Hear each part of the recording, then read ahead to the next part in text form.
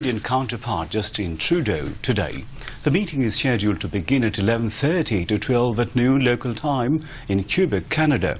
It is expected that the two prime ministers will discuss various issues including trade and commerce, investment and bilateral cooperation to achieve Bangladesh's sustainable development goals. Later, Prime Minister Sheikh Hasina will leave Quebec for Toronto, where she will attend a viewer-sharing meeting with expatriate Bangladeshis. Prime Minister Sheikh Hasina is now in Canada on a 4-day visit following an invitation of Canadian Prime Minister Justin Trudeau. She is scheduled to return home on Tuesday. Prime Minister Sheikh Hasina has urged the G7 leaders to make definitive actions to pursue Myanmar to implement the bilateral agreements with Bangladesh for safe and sustainable return of the forcibly displaced Rohingyas. She said this while addressing the outreach meeting of the G7 summit in Canada. In this regard, Bangladesh needs more support from the international community, especially from the G7 countries, she added. Sheikh Hasina said the root of the Rohingya problem lies in Myanmar and the solution has to be found in Myanmar, adding the Rohingyas must be able to return to their homes where they lived for centuries. The Premier called on the G7 leaders to pursue Myanmar for implementation of the recommendations of Rakhine Advisory Commission immediately and unconditionally and work towards adoption of resolution in the UN Security Council imposing appropriate and adequate sanctions against the responsible entities. Sheikh Hasina said actions will have to be taken to ensure accountability and justice for the mass atrocity crimes or human rights violations committed against the Rohingyas, she said.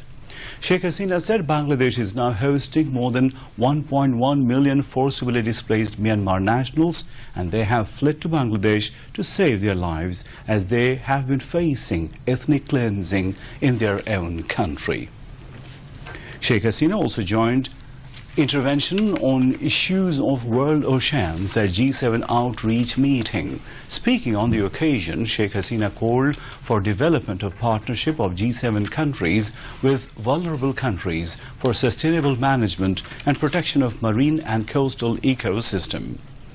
Pointing out the peacefully delimited maritime boundaries with India and Myanmar, the Prime Minister said, we now see growing stress in our bay and coast emanating from rising sea temperature, sea level, littering and acidification. In an intervention on climate issues, the Prime Minister said full implementation of the Paris Agreement is crucial for Bangladesh as the country needs greater support for climate change adaptation.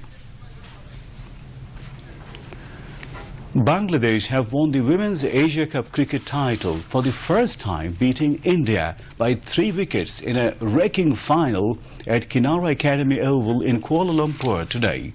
Bangladesh won the toss and elected to field. India looked unsteady at the crease, losing wickets steadily until captain Harmanpreet Kaur took the strike. Rumana Ahmed and Khadijatul Kubra were the best of Bangladeshi bowlers, taking 2 for 22 and 2 for 23 respectively. Bangladesh's chase got off to a steady start but soon ran into trouble as openers Shamima Sultana and Aisha Rahman were dismissed in successive deliveries. It all came down to the final delivery when all-rounder Jahanara Alam faced her first ball from the Indian captain and flicked it away on the leg side before securing victory with a dive at the striker's end. Rumana Ahmed was declared the player of the match for picking up 2 wickets and scoring 23 crucial runs. President Mohammad Abdul Hamid and Prime Minister Sheikh Hasina congratulated the Bangladesh women's cricket team for their outstanding performance.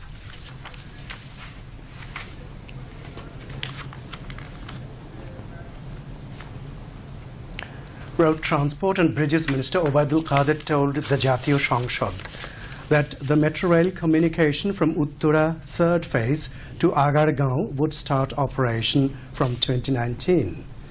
The minister said this while replying to a question in the question and answer session in the Parliament today. Earlier, the sitting of the House resumed in the morning with Speaker Dr. Shirin Sharmin Chaudhuri in the chair. Replying to a question, Obaidul Qadir told the House that the state-owned transport service provider, BRTC, will import 200 AC, 400 non-AC buses and 500 trucks under Indian line of credit. Replying to a question, Railways Minister Mujibul Haq told the Parliament that a total of 28 crore 8 lakh passengers travelled in Bangladesh Railway in the last 4 years. In response to another question, the Railways Minister told the Jatiyo সংসদ that a total of 350 trains, including 88 intercity, 126 local, 132 mail express and demo, and 4 international inter-countries trains are operating in the country in the railway every day. Later, a general discussion was held on supplementary budget of 2017-2018 fiscal. The sitting of the House will resume in the morning tomorrow. Road Transport and Bridges Minister Obaidul Qadir has said the 4-lane Chandra Elenga Road will be opened to traffic on June 12, aiming to ensure smooth journey of homebound people during the Eid vacation. He was talking to reporters while visiting Dhaka-Tangal Highway at Chandra in Ghazipur today. Replying to a question regarding BNP chairperson Khalida Zia's treatment, Obaidul Qadir said, government does not support any negligence in Khalida Zia's treatment, and she has been requested to undergo a medical test at Bangabandhu Sheikh Mujib Medical University Hospital.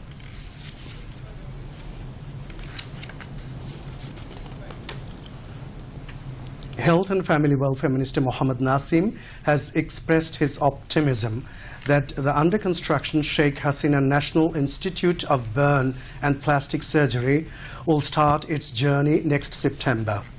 The minister expressed his optimism while visiting to see the advancement of building this institute in Chankharpul area today.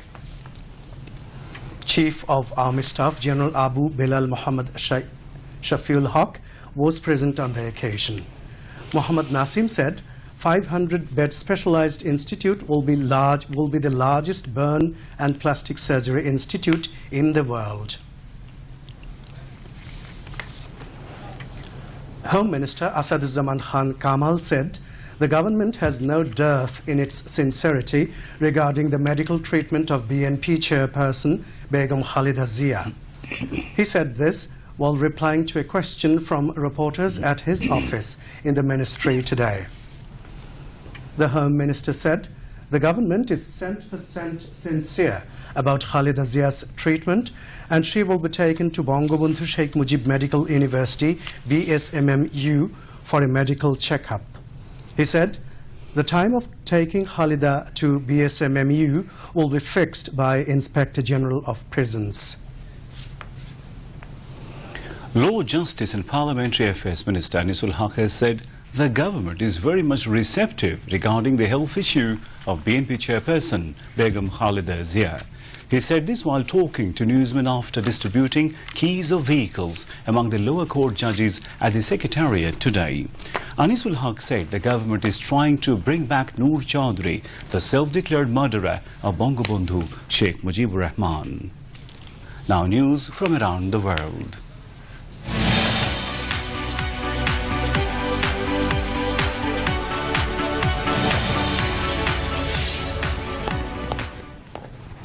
North Korean leader Kim Jong-un and US President Donald Trump arrived at Singapore today for an unprecedented summit to be held on 12th of this month. Kim arrived at Singapore on board an Air China flight. He met Singaporean President Lee Hsien Loong and thanked him for hosting the event. President Donald Trump landed in the evening after a long flight from Canada and the G7 meeting. Authorities imposed tight security around the Singapore summit venue and the luxury hotels where the leaders were to stay.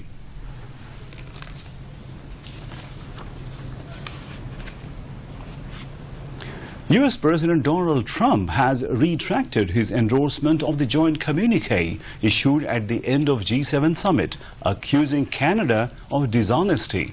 He said that other countries were imposing massive tariffs on the US. The joint communique advocating a rules-based trading system was reached despite tension over US tariffs on steel and aluminium imports. Canadian Prime Minister Justin Trudeau vowed afterwards to press ahead with retaliatory tariffs from 1st July.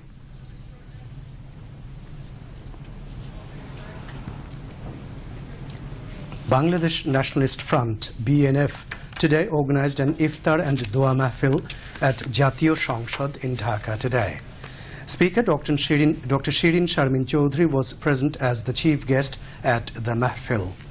Presided over by BNF President S.M. Abul Kalam Azad MP, the function was attended, among others, by members of the parliament, leaders of different social and political organizations.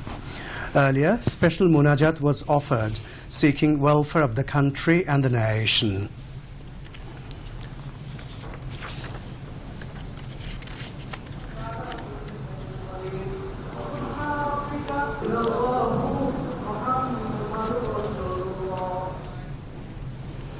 Roads and Highways Engineers Association organized an iftar and dua mahfil at Bonani in the capital today. Road Transport and Bridges Minister Obaidul Qadir attended the iftar mahfil. Road Transport and Highways Division Secretary Muhammad Nazrul Islam, Additional Secretary Muhammad Belayed Hussain, and Chief Engineer of Roads and Highways Directorate Ibn Alam Hassan, among others, were present at the iftar and dua mahfil. Special munajat was offered, seeking welfare of and progress of the country and the nation. Information Minister Hassanul Haq Inu has urged media to bolster its role in mitigating poverty and communalism for maintaining peace in South Asia. He made the call while speaking at the discussion titled Role of Media in Fostering Regional Cooperation in South Asia, and followed by an iftar mahfil organized by South Asia Journalists Forum at the Dhaka Reporters Unity today. Organization President Aminul Haq Bhuiya chaired the discussion, while organization's General Secretary Shihabur Rahman and Dhaka Reporters Unity President Saiful Islam spoke, among others. Citing birth of Bangladesh unique in South Asia, the Information Minister said, the Bengali nation, imbued with the spirits of non-communalism, democracy and nationalism, is making strides ahead under the able leadership of Prime Minister Sheikh Hasina. Viewers, now Sehri and Iftar timing for the capital and adjoining areas. Tonight's Sehri ends at 3:38 early in the morning in Dhaka and adjoining areas, while tomorrow's Iftar will be at 6:50 in the evening. And now, Russia World Cup news.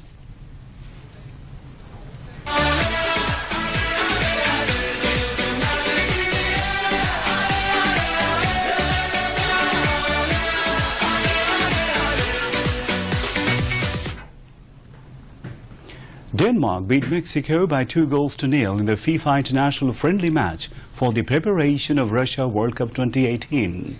The 26-year-old Yusuf Poulsen scored the first goal for Denmark in the 71st minute of the match at Brøndby Stadium. Tottenham playmaker Christian Eriksen scored second one in the 74th minute of the match. Meanwhile, Spain needed a late goal from substitute Logos Aspas to secure a hard-fought 1-0 win over Tunisia in their final international friendly before the FIFA 2018 World Cup. On the other hand, France made 1-1 draw with the USA. To end the bulletin, top lines once again.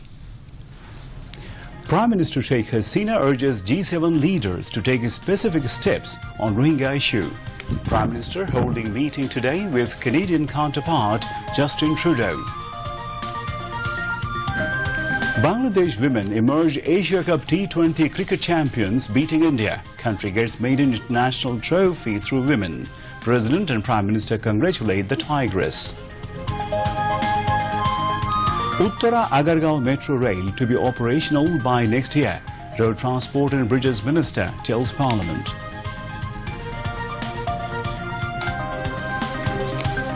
President Donald Trump and Kim Jong-un reach Singapore to hold US-North Korea summit.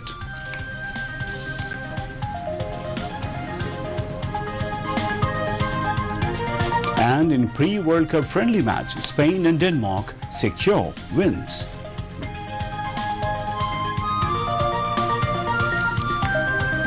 That's all from the newsroom for the moment. Thank you for staying with us, and we invite you to watch our 11:30